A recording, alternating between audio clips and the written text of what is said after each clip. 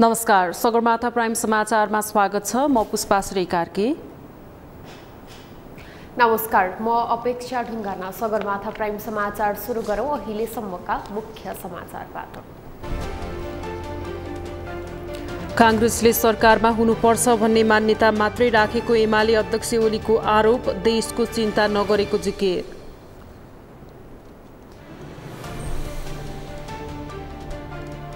गृहमन्त्री लामिछानेको महिना दिन निर्देशन र आश्वासन दिनमै बित्यो, परिणाम शून्य, चर्चा बटुल्न बढी समय खर्चिएको सार्वजनिक टिप्पणी।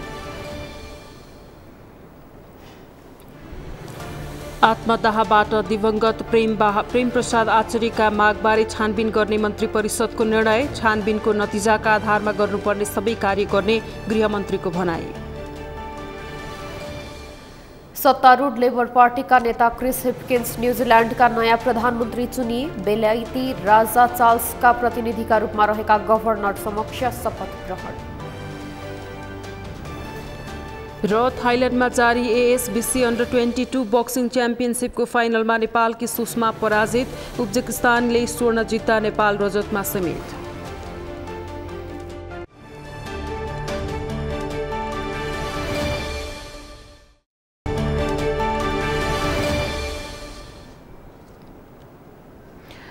सगरमाथा प्राइम समाचार अब विस्तारमा। सत्तारूढ नेकपा एमालेका अध्यक्ष केपी शर्मा ओलीले नेपाली कांग्रेसले सरकारमा हुनुपर्छ भन्ने मान्यता मात्रै राख्ने गरेको आरोप लगाउनु भएको छ। नेपाली कांग्रेसले देशका बारेमा चर्चा र चिन्ता कहिले पनि आवश्यक नठानेको उहाँको दाबी थियो। आज ललितपुरको च्यासल स्थित पार्टी केन्द्रीय कार्यालयमा पार्टी स्कुल विभाग आयोजित विशेष अनुशिक्षण कार्यक्रममा अध्यक्ष ओलीले नेपाली कांग्रेसले आफू सरकारमा सहभागी भएगो नि भन्ने एउटा मात्रै सूत्र लिएर हिँड्ने समेत बताउनुभयो। कांग्रेसले भन्ने गरेको लोकतन्त्र र विकास भनेको आफ्नो विकास मात्रै भएको उहाँले तर्क गर्नुभयो। चीजलाई बाँडीचुँडी खाने, मिलिजुली खाने यस्तो पार्टी होइन। त्यो दलबल गर्ने त्यस्तो चीज होइन। विचार उद्देश्यमा संगठित हुने हो। हामी समृद्ध नेपाल, सुखी नेपालीको राष्ट्रिय आकांक्षा सफल पार्ने, त्यसलाई गन्तव्य बनाउने हाम्रो जुन उद्देश्य छ त्यसमा केन्द्रित हुन्छौँ हामी, त्यसमा एकत्रित हुन्छौँ हामी, त्यसका निम्ति काम गर्छौँ हामी। र हाम्रा निम्ति वैयक्तिक प्रश्नहरू गौण हुन्छ। वैयक्तिक प्रश्नहरूले संगठनलाई, आन्दोलनलाई। अध्यक्ष ओलीले एमाले दल बदल गरेर बाँडीचुँडी खाने पार्टी नभएको पनि पटक पटक दोहोर्याउनु भयो। उहाँले समृद्ध नेपाल, सुखी नेपाली आफ्नो पार्टीको गन्तव्य भएको उल्लेख गर्दै त्यसलाई सफल पार्न केन्द्रित हुने पनि पार्टीका नेता कार्यकर्ताहरूलाई निर्देशन दिनुभयो। अध्यक्ष ओलीले त्यससँग नलड्न र जालझेलको राजनीति नगर्न पनि पार्टीका नेता कार्यकर्ताहरूलाई सचेत गराउनुभयो। गृहमन्त्री रवि लामिछानेले पदभार सम्हालेसँगै आम सर्वसाधारणमा थुप्रै आशा पलाएको छ। देशको अवस्था, काम गर्ने शैली, जनताले पाएको शास्तिको छिट्टै निदान गर्ने भाषण गर्दै चर्चा बटुलेका उनी पछिल्लो समय निर्देशन मात्रै दिने मन्त्रीका रूपमा परिचित हुन थालेको चर्चा पनि सुरु भएको छ। आफ्नो क्षेत्राधिकारको ख्याल नगरी दिने निर्देशनका कारण लामिछाने पछिल्लो समय आलोचित बन्दै गएका छन्। अभिषेक सुनारको रिपोर्ट। उपप्रधान एवं गृहमन्त्री रवि लामिछानेले पदभार सम्हालेको 1 महिना भइसकेको छ। गृहमन्त्री लामिछानेले 1 महिनाको अन्तरालमा थुप्रै आश्वासन र जनविश्वास जित्ने निर्णय गरे, तर कुनै पनि निर्णयले ठोस परिणाम भने पाउन सकेको छैन। पदभार सम्हाले लगत्तै बलात्कारपछि हत्या गरिएकी कञ्चनपुरकी निर्मला पन्तको न्यायका लागि अधिकतम पहल गर्ने भन्दै उनले पहिलो निर्णय गरे। उनले सचिवलाई फाइल बनाउन निर्देशन समेत दिए, तर फाइल कहाँ बन्यो र कसरी अनुसन्धान हुँदैछ पत्तो छैन। त्यसलाई निर्णयमै थाती राख्दै उनले आफ्नो क्षेत्राधिकार बाहिरको राहदानी विभागमा लाइन लगाउनुपर्ने समस्या अन्त्य गर्ने भन्दै निरीक्षण गरे। यो पनि चर्चाकै विषय बन्यो। तर राहदानी विभाग परराष्ट्र मन्त्रालय अन्तर्गत पर्छ भन्ने उनले हेक्का राखेनन्। त्यस्तै मन्त्री क्वार्टर पुल्चोकमा पिर्के सलामी नलिएर चर्चा पाएका उनले केही दिनमा नै प्रहरी प्रधान कार्यालयमा पिर्के सलामी लिँदा पुनः आलोचनाको भागीदार भए। उनको व्यङ्ग्य गर्दै नायिका सुरक्षा पन्थले कविता नै लेखेकी थिइन्। पुराना राजनीतिक दलको विरोध गर्दै चुनाव जितेका लामिछानेले लिएका निर्णय चर्चामा आउनु स्वाभाविक हो, तर क्षेत्राधिकार र गर्न सक्ने कामको आकलन नगरी लिने निर्णयले उनी आलोचनाको शिकार बनेका छन्। गृहमन्त्रीले चाहे जस्तै गरी चाहिँ कार्य सम्पादन गर्ने हाम्रो चाहिँ त्यो सङ्गठनमा, प्रहरी सङ्गठनमा, सेनामा चाहिँ छैन कि? त्यो कुराको चाहिँ हेक्का नराखिकन अब एउटा चाहिँ पुरानै शैलीमा चाहिँ आदेश दिँदै हिँड्ने गर्दाखेरि चाहिँ त्यो चाहिँ गृहमन्त्रीलाई नि हल्का बनाएको छ। मलाई लाग्छ गृहमन्त्रीले जुन आदेश दिनुभएको छ त्यो फेरि नसकिने चाहिँ होइन, उहाँले चाहिँ स्टन्ट मात्रै गर्नुभयो।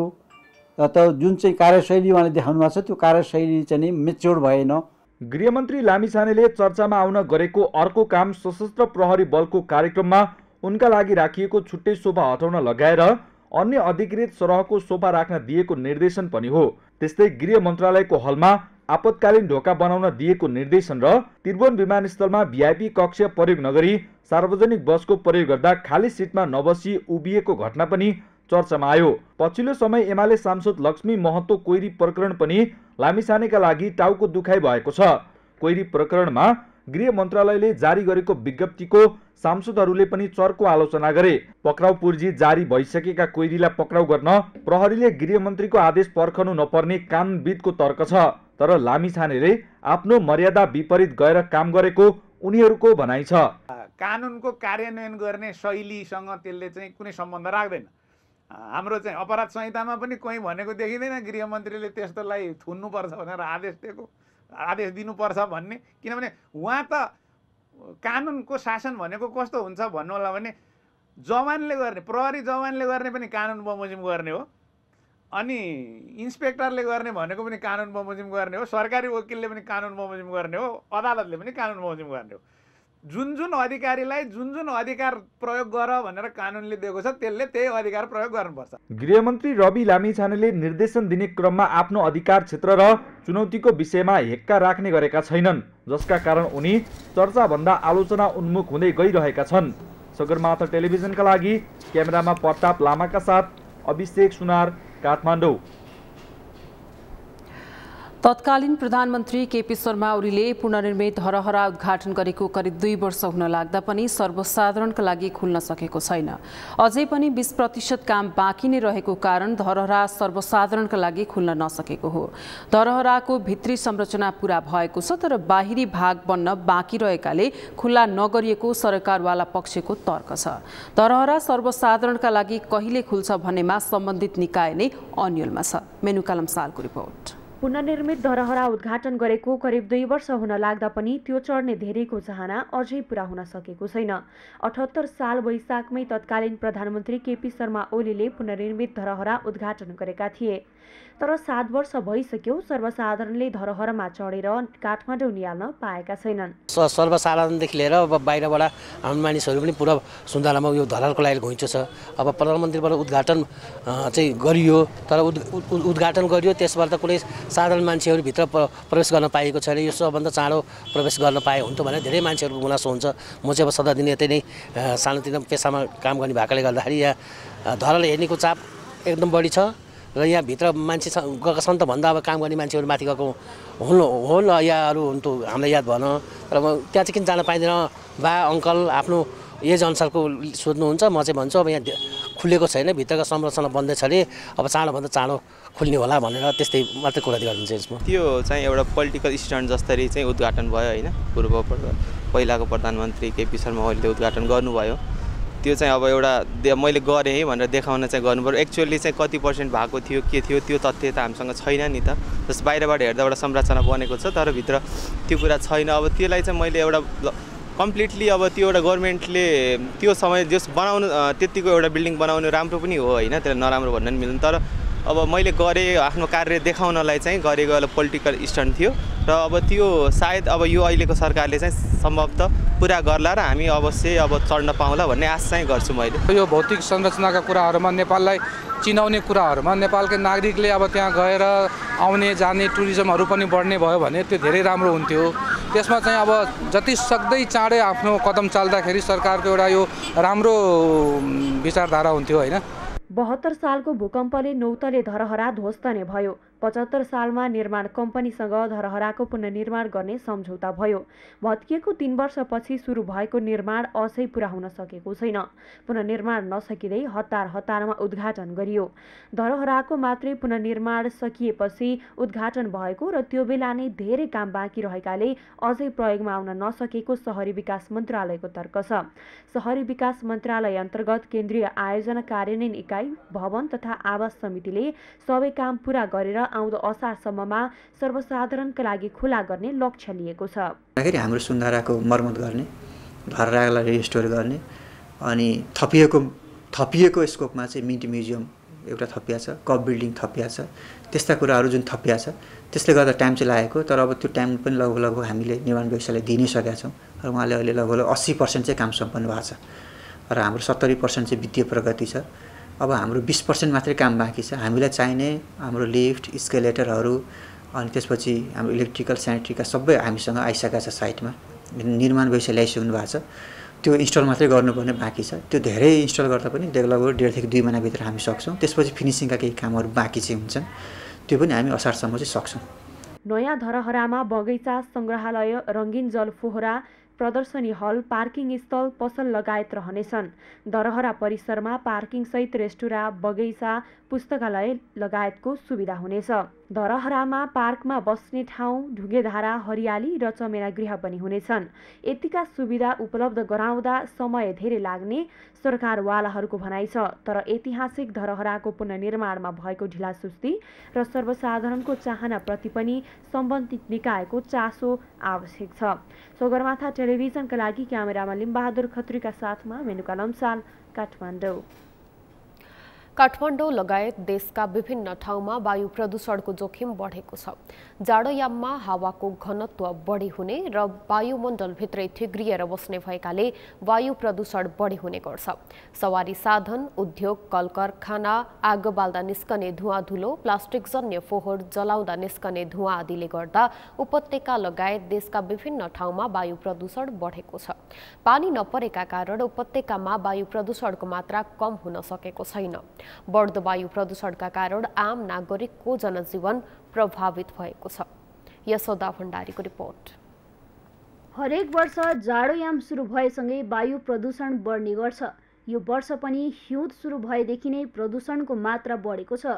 हिउँदे झरी नपर्दा वायुमण्डलभित्र धुवाँ धुलो थिग्रेर बसेको छ, जसले गर्दा आम सर्वसाधारणमा खोकी लाग्ने, श्वास प्रश्वासको समस्या आएको छ। त्यसो त अरू बेला पनि प्रदूषण उत्तिकै हुन्छ, तर जाडोयाममा भने प्रदूषणको मात्रा बढी हुने गर्छ। हिउँदयाममा मात्र किन वायु प्रदूषणको मात्रा बढी हुने गर्छ, यसो भन्छन् वातावरण निरीक्षक। एउटा मुख्य कारण चाहिँ के भन्दाखेरि यो चिसो बढेसँगै प्रदूषण बढ्ने हो। अर्को चाहिँ हिउँदमा पानी पनि कम पर्छ। पानी चाहिँ तपाईँको परेपछि पानीले चाहिँ यो वायुमण्डलमा भएको धुलोका कणहरूलाई चाहिँ बगाएर लैजान्छ होइन। त्यो कारणले गर्दाखेरि चाहिँ पानी पर्ने सिजनमा प्रदूषण कम हुन्छ भने हिउँदमा चाहिँ यो चिसोको कारणले गर्दाखेरि पनि प्रदूषण बढ्छ। त्यसको कारण चाहिँ के भन्दाखेरि चिसो भएपछि जमिनसँगैको चाहिँ हावा पनि चिसो हुन्छ होइन। त्यसले गर्दाखेरि त्यो सजिलै चाहिँ त्यो स्केप भएर मान्छे जान पाउँदैन। यो इन्भर्सन इफेक्ट भन्ने पनि हुन्छ। त्यो भनेको चाहिँ जमिनसँगैको हावा चाहिँ चिसो हुने, माथिको हावा चाहिँ तातो हुने। त्यसले तातो हावा चाहिँ ढकनीको जस्तो काम गर्ने, जसले गर्दाखेरि चाहिँ जमिनसँगैको हावा चाहिँ स्केप भएर माथि जान नसक्ने कारणले गर्दाखेरि यो प्रदूषण बढ्ने हुन्छ। त्यस्तै काठमाडौँमा हेर्दाखेरि चाहिँ यो हावाको बहावले पनि धेरै असर गरेको देखिन्छ। जस्तै हिजो अस्तिकै कुरा गर्दाखेरि प्राय दिउँसोतिर चाहिँ एकदमै क्लियर आकाश देखिया थियो, हिमाल पनि देखिया थियो होइन दिउँसोको टाइममा। किन भन्दाखेरि यो काठमाडौँमा यो पश्चिम वायुको प्रभावले गर्दाखेरि मुख्यतया यो दक्षिणबाट चाहिँ उत्तरतिर हावा बग्ने हिउँदमा। त्यो हुँदाखेरि त्यो हावा चाहिँ राम्रोसँग बग्यो भने त्यसले चाहिँ यहाँ भएको प्रदूषणलाई फेरि बगाएर लैजाने कारणले गर्दाखेरि केही दिन एकदमै चाहिँ सफा पनि देखियो। फेरि आज चाहिँ हाम्रो धुम्म देखिएको छ, किन भन्दा आज राम्रोसँग हावा चलेको छैन होइन। जाडोमा हावाको घनत्व बढी भएकाले तातो हावा जस्तै सहजै उडेर जान नसक्ने भएकाले वायुमण्डलभित्रै थुप्रिएर बसेको हुन्छ र यसमा झन् पानी नपर्दा प्रदूषणको मात्रा बढ्ने गर्छ र यसले आम सर्वसाधारणको दैनिकी कष्टकर बनाउँछ। चिसो मौसममा बढी प्रदूषण हुँदा धूम्रपान नगर्नेहरूलाई समेत फोक्सोमा खराबी देखिन सक्ने जानकारहरू बताउँछन्। पुराना सवारी साधन, औद्योगिक क्षेत्र, आगो बाल्दा प्लास्टिकजन्य सामग्री जलाउँदा वायु प्रदूषणको जोखिम बढ्ने गर्छ। यसमा पनि काठमाडौँ उपत्यका वायु प्रदूषण हुने मुख्य सहरको रूपमा परिचित हुँदै आएको छ। वायु प्रदूषण हुने सहरहरूमध्ये काठमाडौँ उपत्यका पहिलो नम्बरमा आउने गर्छ। त्यसैले वायु प्रदूषण कम गर्न आम सर्वसाधारण आफै सरसफाइमा ध्यान दिन आवश्यक छ। प्रदूषण रोक्न प्लास्टिक जन्य सामग्री नजलाउन र पुराना र थोत्रा सवारी साधनहरूको प्रयोगमा नियन्त्रण जरुरी छ। अझै पनि यो चाहिँ जलवायुसँग सम्बन्धित विज्ञहरूको भनाइमा काठमाडौँमा तत्काल पानी पर्ने अथवा पहाडी भेगमा तत्काल पानी पर्ने अवस्था छैन। यस्तो अवस्थामा काठमाडौँको प्रदूषण झन् चाहिँ बढ्दै गइरहेको छ। अब हामीले यसलाई नियन्त्रण गर्नको निमित्त चाहिँ हामीले वातावरण विभागले गर्न सक्ने केही कामहरू हामीले विगत पुस 1 गतेदेखि हामीले गर्न थाल्यौँ। जस्तै हामीले सवारी प्रदूषण चेक जाँचलाई अत्यन्त कडाइ गरेका छौँ। अर्को चाहिँ यो फोहोर जलाउने कुरालाई रोक्नको निमित्त चाहिँ वातावरण विभागले भन्दा पनि यसमा स्थानीय सरकार विशेष गरी काठमाडौँ महानगरपालिका ललितपुर महानगरपालिकाले गर्नुपर्छ र उहाँले गरि पनि राख्नु भएको छ। केही चाहिँ सचेतनामूलक काम गर्नुभएको छ, तर यसलाई कारबाहीको दायरामा नल्याइकन चाहिँ यसलाई नियन्त्रण गर्न सकिँदैन जस्तो देखिन्छ। र केही उद्योगहरूमा बोइलरहरू जुन चलाउने कुरा छ त्यसमा पनि हामी अनुगमन गरेर यसलाई चाहिँ हामीले सकेसम्म नियन्त्रण गर्ने कोसिस गरिरहेका छौँ। तर यो कुनै एउटा निकाय अथवा कुनै एउटा समूहबाट अथवा संस्थाले गरेर हुने चिज होइन। यसमा आम सर्वसाधारणकै जनचेतना नै प्रमुख कुरा हो। यसले चाहिँ सर्वसाधारणले नै यो फोहोर बाल्नु हुन्न अथवा सवारी साधन आफ्नो चाहिँ नै प्रदूषण मुक्त राख्नुपर्छ भन्ने हिसाबले नबुझेसम्म चाहिँ प्रदूषण नियन्त्रण कठिन हुन्छ। वायु प्रदूषणको जोखिम कम गर्न स्थानीय सरकारको साथै सम्बन्धित निकाय पनि यसमा सचेत हुन आवश्यक छ। जनस्तरबाट गुनासो आए पनि सरकारी पक्षबाट यसको उचित पहल कदमी हुन नसकेको आरोप छ। सगरमाथा टेलिभिजनका लागि क्यामेरामा लिम्बहादुर खत्रीका साथमा यशोदा भण्डारी, काठमाडौँ। विश्व नै वायु प्रदूषणको चपेटामा परिरहेको बेला नेपाल पनि अछुतो रहन सकेको छैन। त्यसमा पनि पानी नपरेका कारण उपत्यका लगायत देशका विभिन्न ठाउँमा वायु प्रदूषण अझै बढेको छ। बढ्दो सवारी साधन, उद्योग, कल कारखाना, आगो बाल्दा, प्लास्टिक जन्य सामान बाल्दा निस्कने धुवा धुलोले वायु प्रदूषण बढिरहेकै छ। प्रदूषण कम गर्न आम सर्वसाधारण साथै स्थानीय सरकार पनि यस विषयमा सचेत हुन आवश्यक छ। यसै सन्दर्भमा आज हामीले सर्वसाधारणलाई सोधेका थियौं, प्रदूषण नियन्त्रण गर्न कसको भूमिका के हुनु पर्ला? हेरौं उनीहरूको भनाई उनीहरूकै शैलीमा।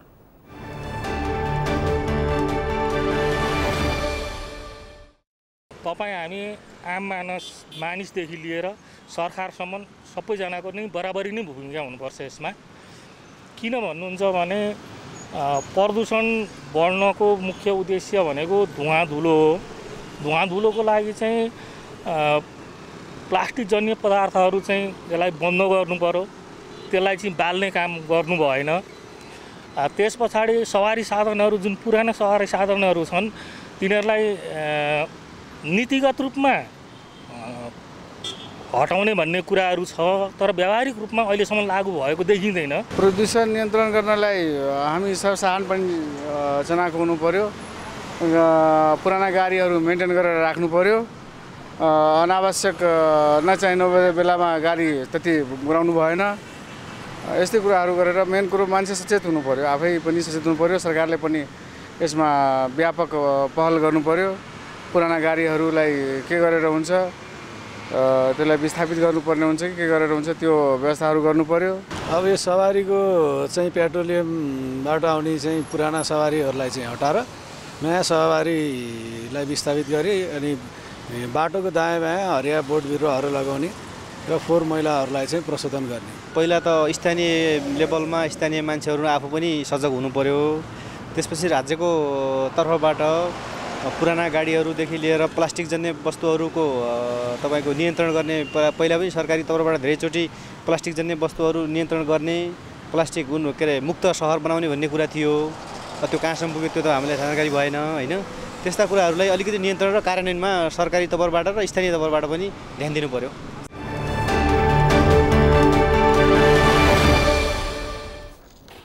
समाचारमा पालो भएको छ विश्रामको। विश्रामपछि आत्मदाहबाट दिवंगत प्रेम प्रसाद आचार्यका मागबारे छानबिन गर्ने मन्त्री परिषदको निर्णय। छानबिनको नतिजाका आधारमा गर्नुपर्ने सबै कार्य गर्ने गृहमन्त्रीको भनाई। तरकारीमा बिचौलियाको सिन्डिकेट, कृषक भाउ नपाएर विस्थापित हुँदै सर्वसाधारण महँगो मूल्यमा तरकारी किन्न बाध्य।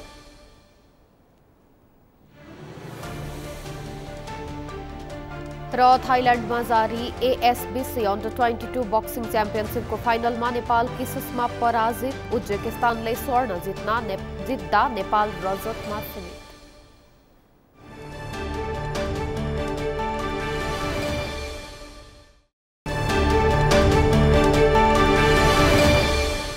विश्रामपछि सगरमाथा प्राइम समाचारमा पुनः स्वागत छ। अब बाँकी समाचार। सरकारले मंगलबार संघीय संसद भवन अगाडि आत्मदाह गर्ने प्रेम प्रसाद आचार्यले उठाउनु भएका विषयहरूको छानबिन गर्ने निर्णय गरेको छ। आज सिंहदरबार स्थित प्रधानमन्त्री तथा मन्त्री परिषदको कार्यालयमा बसेको मन्त्री परिषदको बैठकले यस्तो निर्णय गरेको हो। बैठकपछि सञ्चारकर्मीहरूसँग कुरा गर्दै उपप्रधान तथा गृहमन्त्री रवि लामिछानेले आत्मदाह गर्नुभएका आचार्यले उठाउनु भएका विषयहरूको छानबिन गर्न गृह मन्त्रालयले नै तदारुकताका साथ लाग्ने निर्णय गरेको बताउनुभयो। उहाँले मन्त्रालयले सत्य तथ्य बाहिर ल्याएर छानबिन पछिको निष्कर्ष अनुसार आवश्यक कदम चाल्ने बताउनुभयो। उहाँले आजै छानबिन सम्बन्धी कार्य गृह मन्त्रालयको तदारुकतामा अघि बढाउने र मृतकले भन्नुभएका विषयहरूको छानबिनपछि आवश्यक कारबाही गर्ने निर्णय भएको बताउनुभयो। अन्यायमा पर्नुभएको विषय उठान गर्नुभएको थियो, त्यसको अध्ययन गरेर त्यसलाई छानबिनमा ल्याउने र गृह मन्त्रालयले नै तदारुकताका साथ अगाडि बढाएर छानबिन गर्ने र छानबिन गरिसकेपछि सत्य तथ्य बाहिर आइसकेपछि तदनुसार सरकारले आवश्यक कदम चाल्ने भन्ने एउटा निर्णय भएको छ। र आज नै त्यस सम्बन्धी यो छानबिन को कार्य गृह मन्त्रालयको तदारुकतामा हामी अगाडि बढाउनेछौँ, त्यो निर्णय भएको छ। त्यस पछाडि उहाँले भन्नुभएका विषयहरू छानबिनका क्रममा निस्किए पश्चात त्यसपछि आवश्यक कारबाही गर्ने एउटा निर्णय चाहिँ यहाँहरूलाई म जानकारी गराउन चाहन्छु। गृहमन्त्री लामिछानेले छानबिनको नतिजाका आधारमा गर्नुपर्ने कार्य सबै सरकारले गर्ने बताउनुभयो।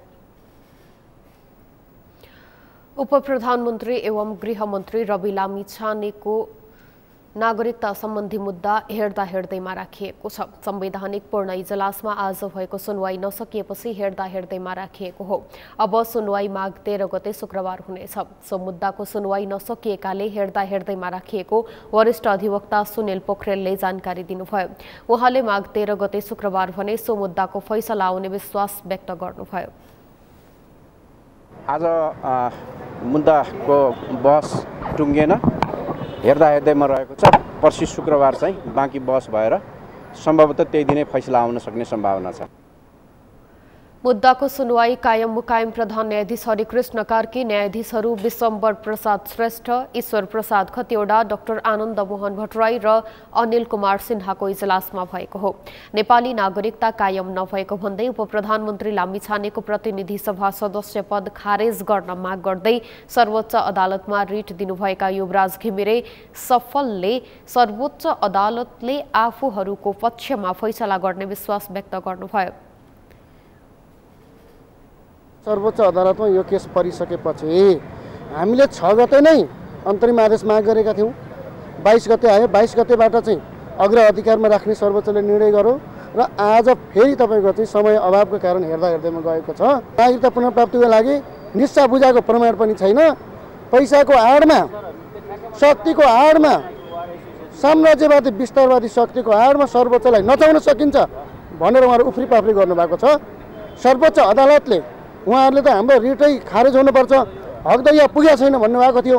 अस्तिका दिन पनि उहाँको कुराले सर्वोच्चले रद्दीको टोकरीमा फालिदियो। अहिले पनि सर्वोच्च अदालतले यो विषय जायज छ, यसमा अझै पनि छलफल गर्नुपर्छ भनेर चाहिँ अब तपाईँको शुक्रबारको लागि हेर्दा हेर्दैमा राखेको छ।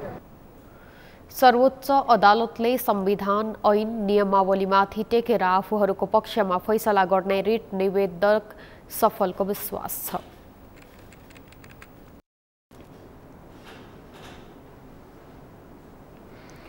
नेपालमा अनलाइन प्रविधिको विकाससँगै त्यसको प्रयोगकर्ता पनि बढेका छन्। अहिले बालबालिकादेखि वृद्धासम्मको रोजाइमा पर्ने इन्टरनेट अनलाइनबाट ठगिने क्रम पनि उत्तिकै बढेको छ।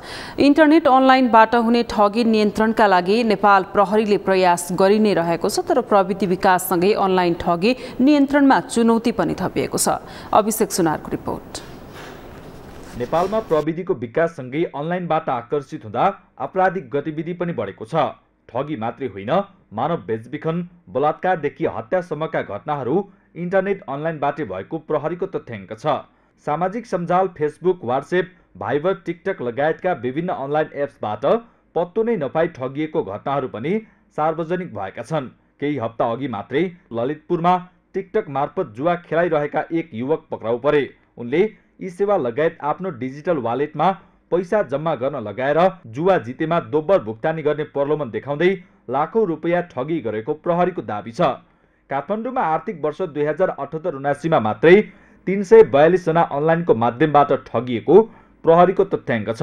चालु आर्थिक वर्षको 8 महिनामा मात्रै 223 जना ठगिएका छन्। चिट्टा परेको छ, तपाईले चिट्टा प्राप्त गर्नको लागि प्रारम्भिक रूपमा यति पैसा जम्मा गर्नुपर्छ, यो ब्याङ्क खाता छ, यो ब्याङ्क खातामा जम्मा गर्नुहोस् भनेर अर्को भिक्टिमको खाता पनि दिएर अथवा आफ्नै खाता दिएर त्यस्ता व्यक्तिहरूबाट ठगी गर्ने पनि गरेको छ। अब कतिपय चाहिँ प्रतिलिपि अधिकारको ठगी पनि गरिएको छ। मोटामोटी हेर्दाखेरि ठगीको स्तर कस्तो देखिन्छ भने अब पोहोर साल गत वर्ष 78-79 आर्थिक वर्षमा जम्मा 342 वटा ठगीका घटनाहरू मुद्दाको रूपमा दर्ता भएको पाइयो। अब अहिले आधी पनि वर्ष पुग्दैछ, भर्खरै आधा मात्रै वर्ष हुँदाखेरि यो वर्ष 223 वटा ठगीका घटनाहरू दर्ता भइसकेका छन्। नेपाल दूरसञ्चार प्राधिकरणका अनुसार चालु आर्थिक वर्षको असोजसम्म देशभर मोबाइलबाट इन्टरनेट प्रयोग गर्नेको संख्या 2 करोड बढी पुगिसकेको छ। नेपालको ठूलो जनसङ्ख्या अनलाइन प्रविधिमा आकर्षित हुँदा आपराधिक गतिविधि, मानव बेचबिखन, बलात्कारदेखि हत्यासम्मका घटनाहरू पनि बढेको पाइन्छ। अनलाइनबाट जागिर लगाइदिने, छिटो धेरै पैसा कमाउने प्रलोभन, विभिन्न चिट्ठाको लोभबाट सर्वसाधारण ठगीमा परिरहेका छन्। यसको नियन्त्रणका लागि आवश्यक प्रविधि र दक्ष जनशक्ति अभाव नै मुख्य चुनौती रहेको बताइएको छ। साइबरको अपराधको यो प्रकृतिहरू चेन्ज हुँदै गइरहेको छ नि, यो एडभान्समेन्ट हुँदै गइरहेको छ नि, त्यही तरिकाको तपाईँको इक्विपमेन्ट पनि त्यही किसिमले अपग्रेड गर्दै जानुपर्ने एउटा कुरा थियो। र अर्को मैले हेरेको के भनेको समस्या भनेको तपाईँको त्यही लेभलमा जुन व्यक्तिहरू छ नि हाम्रो प्राविधिकहरूलाई पनि त्यही किसिमले तयारी गर्दै जानुपर्ने। तर यहाँ समस्या के छ भनेपछि सरकारको योतिर ध्यान पनि छैन प्रविधि यो एरियामा, र अर्कोतिर के छ यो एरियामा लगानी पनि छैन। र नेपालमा जहिले पनि म भन्छु तपाईँको सरकारको विचारै के छ भनेपछि पुलिसले सकेसम्म खर्चै नगरी इन्भेस्टिगेसन गरिदिए हुन्थ्यो भन्ने जुन सोच छ नि, त्यो सोचले गर्दा तपाईँको समस्याहरू आइरहेको। नेपालमा अनलाइन माध्यमबाट ठगीको धन्दा चलाउनेहरूमा विदेशीको संलग्नता बढी देखिएको छ।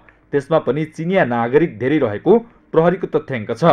बालबालिकादेखि वृद्धसम्मले दिनहुँ इन्टरनेटको प्रयोग गर्छन्, तर त्यसबाट हुने क्षतिका बारेमा जानकारी र सचेतनाको कमीले प्रलोभनमा पर्दा ठगीका घटना बढिरहेका छन्।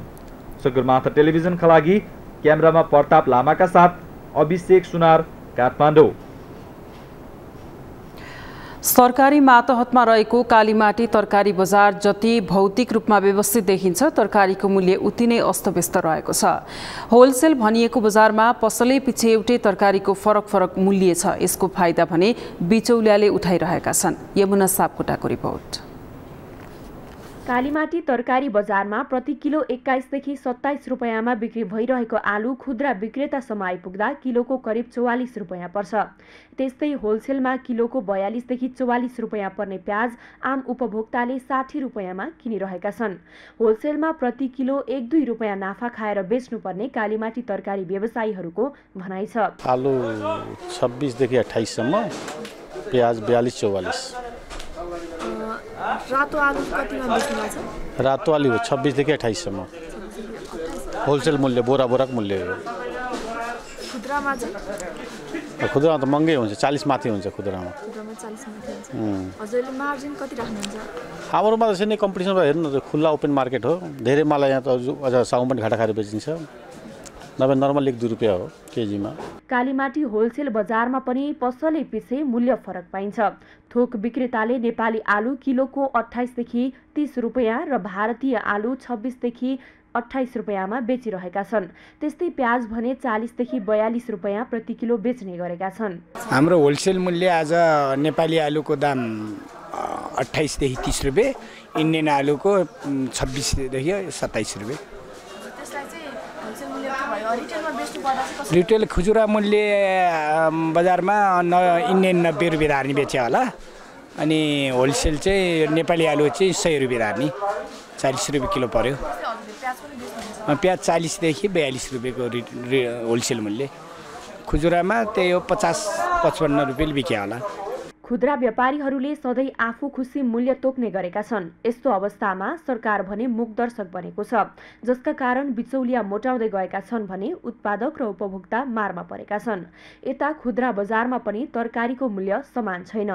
खुद्रा बजारमा प्याज प्रति किलो 60 रुपियाँमा र आलु प्रति किलो 40 रुपियाँमा बिक्री भइरहेको छ।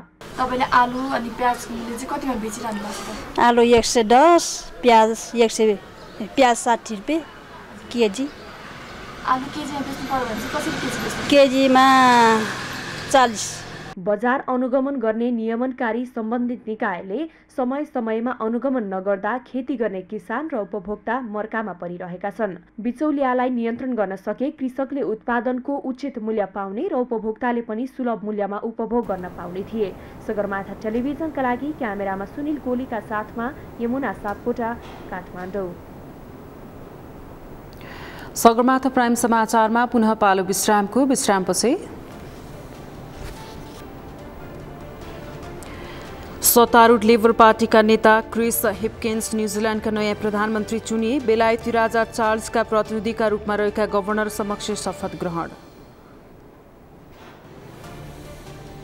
र थाइल्यान्डमा जारी ASBC अन्डर 22 बक्सिङ च्याम्पियनसिपको फाइनलमा नेपालकी सुषमा पराजित। उज्बेकिस्तानले स्वर्ण जित्दा नेपाल रजतमा सीमित।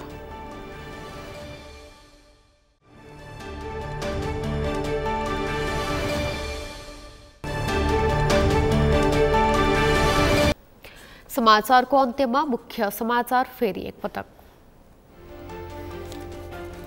कांग्रेसले सरकारमा हुनुपर्छ भन्ने मान्यता मात्रै राखेको एमाले अध्यक्ष ओलीको आरोप। देशको चिन्ता नगरेको जिकिर।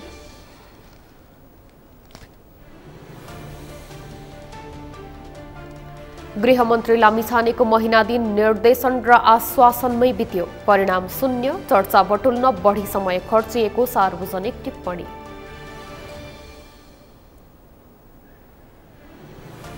आत्मदाहबाट दिवंगत प्रेम प्रसाद आचार्यका बारेमा छानबिन गर्ने मन्त्री परिषदको निर्णय। छानबिनको नतिजाका आधारमा गर्नुपर्ने सबै कार्य गर्ने गृहमन्त्रीको भनाई।